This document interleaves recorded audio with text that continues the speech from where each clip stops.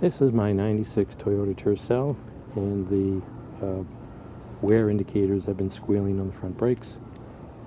I've been ignoring them, and they haven't been squealing lately, so I probably needed procrastination indicators. But I'm going to go take a look, see if the rotors have any wear on them, hopefully not, and change the brakes. Don't like those scissor jacks, they make me nervous, so I'm going to use my 3-ton jack here. Funny thing about this car, I purchased it on eBay in 2006. I think I paid like, $1,400 for it. It was a local pickup. And then a couple of years ago, I had an accident. Somebody just got their license, backed into me at an intersection, and I ended up getting like $1,200 check. Didn't total it, just got a check, and then I just did the repairs myself. So this car's actually sort of made me money.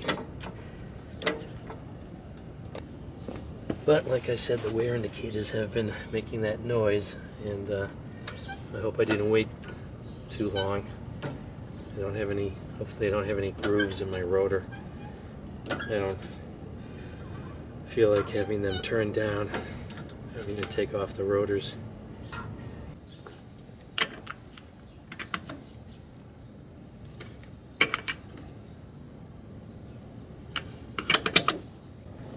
So if I remember correctly, it needed a little work when I bought it. There was a light on the dash, and I had to replace an O2, an oxygen sensor. That was a learning process, but just bought it at AutoZone and replaced that sensor. It was on the exhaust underneath the driver's side. The trunk tended to fill up with water. It needed some trim replaced and some silicone around the gaskets around the trunk. That was about it. And I recall changing these brakes before. Oh, the rotors look okay. So all I need to do is change the brake pads. I don't know if the camera can pick that up. There is a little bit of a scoring right here that goes around. So one of the pins that I think secures the pad, or maybe that's the wear indicator just grinding on that. But I don't need to resurface that. Just have to take the pads out of the calipers here and replace them. I've had them, I think I've had them for like 3 years now, brake pads. So here are the brake pads. I always buy the brakes or brake related items from the dealership. Look how small these are. So worst case scenario, what happens is if you look at the surface of your rotor, if this actually looked like this, you had a bunch of grooves in it. Well, the brake pad, you limit the surface because the brake pad will only be hitting on the high spots. So what you do is you have this turned down, and they machine down all these high spots and give you a nice flat surface again. And I think AutoZone still does that. I don't know if they send it out, or if, depending on which location, they do it right there at the store. But yeah, they machine down all those bumps, but you can only turn down your rotors so many times because they need to be a certain thickness, or they'll heat up and warp. I think if they're too thin, it becomes a safety issue. So I don't think my rotors look that bad, so I'll just change the brakes.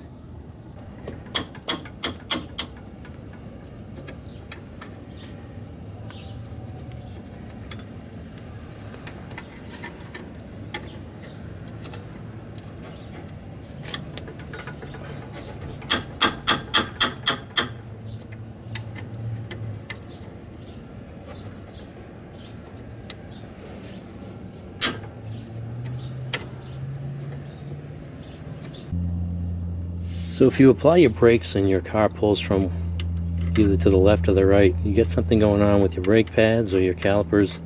Calipers are stuck. These pins here, look how dry these are. These are supposed to have a grease on them, so the caliper slides back and forth easily. So I think I'm going to have to use my precision brake finessing tool.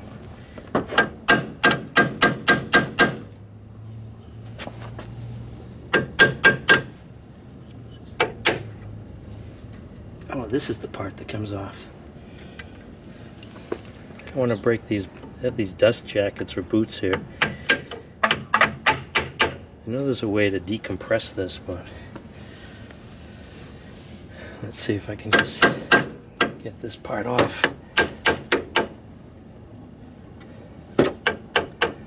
I remember now.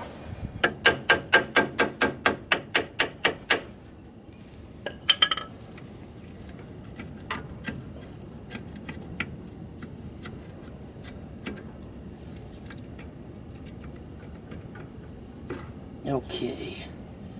Oh yeah, it's always a good idea to have something to lay this down on. I don't want to kink or break this brake line here and end up having to bleed the brakes or something.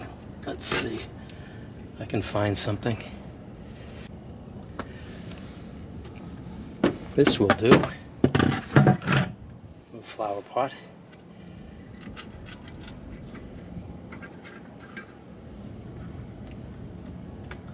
See, that's the piston that gets pushed in and out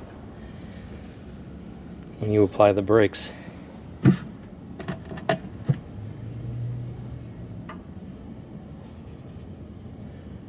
And here are the brake pads.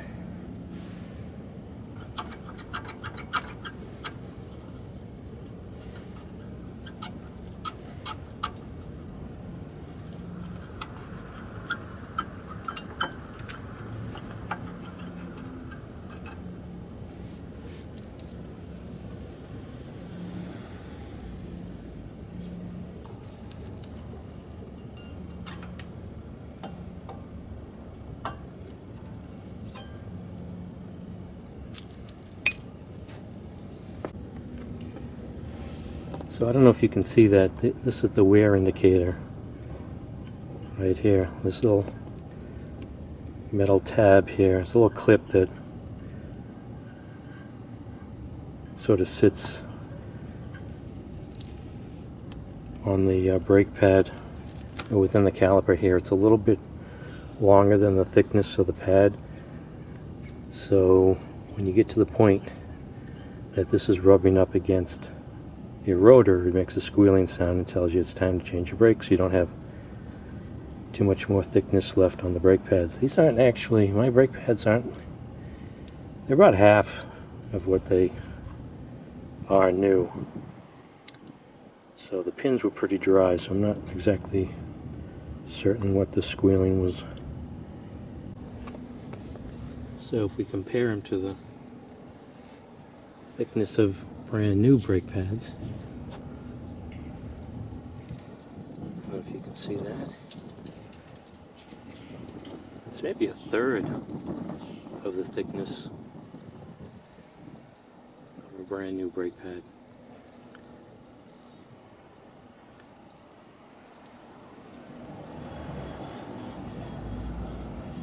So we don't want to get any grease when changing these. We don't want to get any grease on the surface of the new pad or any grease on the rotor. So let's see, these look like they're the same size, right? So these look like it's going to go easy enough. Fingers crossed. And make sure to put some grease. This is what the brake grease looks like. Put these on the pins.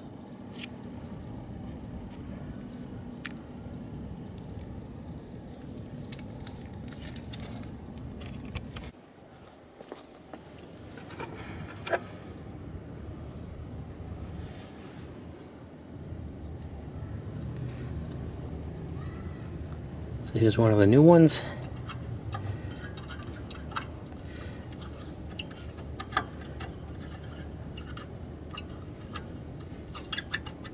press it in. It's that easy.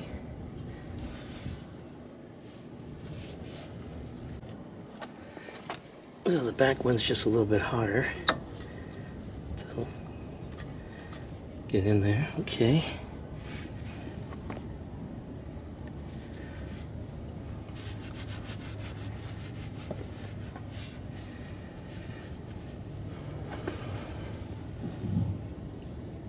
I guess it goes without saying to make sure that the brake material is up against the rotor and not facing out.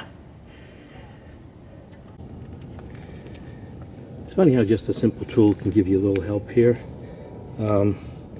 Just a little reassurance for me to see that this back pad is in place properly. Do not put your head in the wheel well, in between the wheel and the top of your fender. Not a good idea to ever put your head inside there. So, you know, obvious now. Grab the mirror and I can take a look here, make sure that that's in place properly without putting my head in there.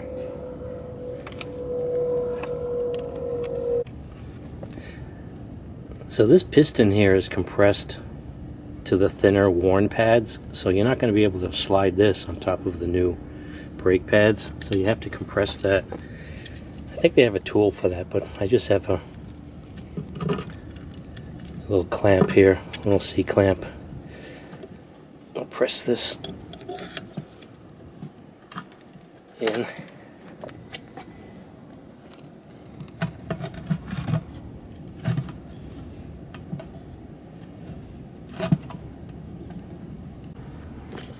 Let's see, the total thickness here is a little under 2 inches, so I'm really going to have to compress that all the way. You can see here that's only 1.5 inches, or 1 5/8. So that has to go all the way flush. Yep, completely flush.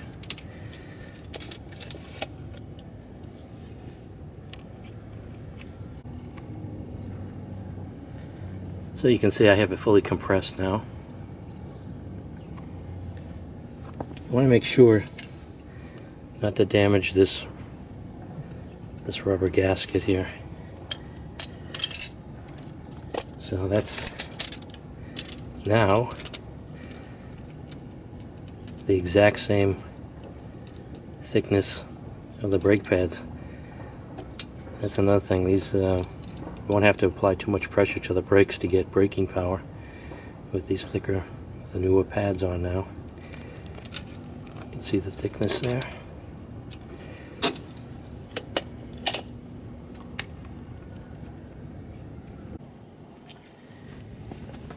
Still can be a pain to get on. Let's see.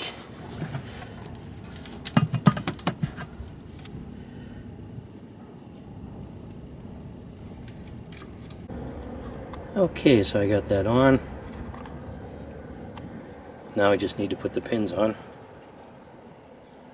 But as you can see, they're bone dry. I need to put some of that brake grease on those pins.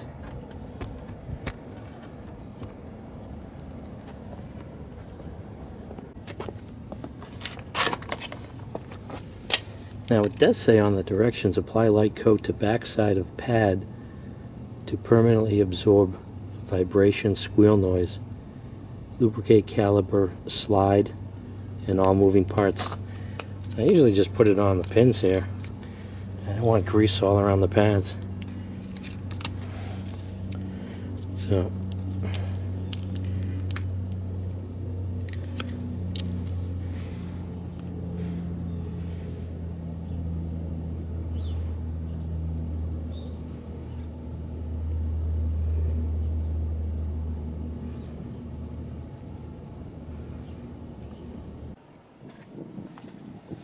So now you just put the pins back in and tighten them up.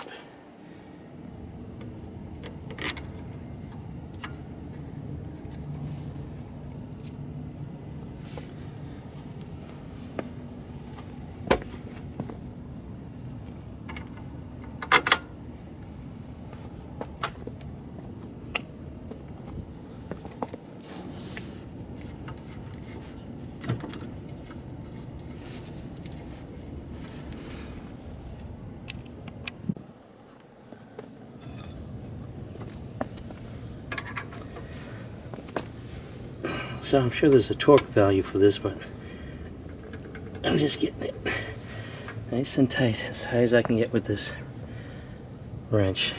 That's it. Okay, that's one side. Halfway there. Get the wheel on and just do the exact same thing to the other side. And that's it. Changing the brake pads on the front disc brakes on a 96 Toyota Tercel. Thanks for watching. That's one more project checked off the list.